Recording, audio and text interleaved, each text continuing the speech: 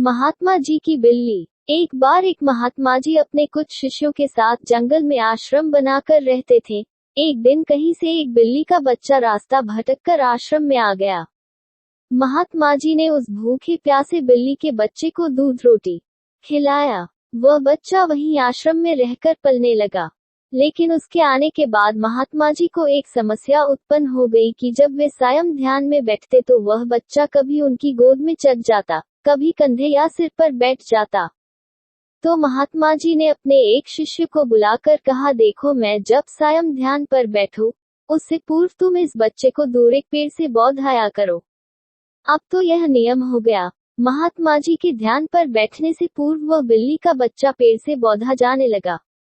एक दिन महात्मा जी की मृत्यु हो गई तो उनका एक प्रिय काबिल शिष्य उनकी गद्दी पर बैठा। वह भी जब ध्यान पर बैठता तो उससे पूर्व बिल्ली का बच्चा पेड़ पर बौधा जाता। फिर एक दिन तो अनर्थ हो गया। बहुत बड़ी समस्या आ खड़ी हुई कि बिल्ली ही खत्म हो गई। सारे शिष्यों की मीटिंग हुई। सबने विचार विमर्श किया कि बड़े महात्मा जी जब तक बिल्ली पेड़ से न बौधी जाए तब तक ध्यान पर नहीं बैठते थे। अतः पास के गौवों से कहीं से भी एक बिल्ली लाई जाए। आखिरकार काफी ढूंढने के बाद एक बिल्ली मिली, जिसे पेड़ पर बौधने के बाद महात्मा जी ध्यान पर बैठे। विश्वास माने, उसके बाद जाने कितनी बिल्लियां मर चुकी और न जाने कितने महात्मा जी मर चुके। लेकिन आज भी जब तक पेड़ पर बिल्ली न बौधी जाए तब तक महात्मा जी ध्यान पर नहीं बैठते हैं।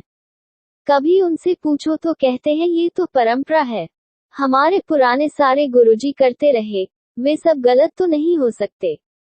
कुछ भी हो जाए हम अपनी परंपरा नहीं छोड़ सकते।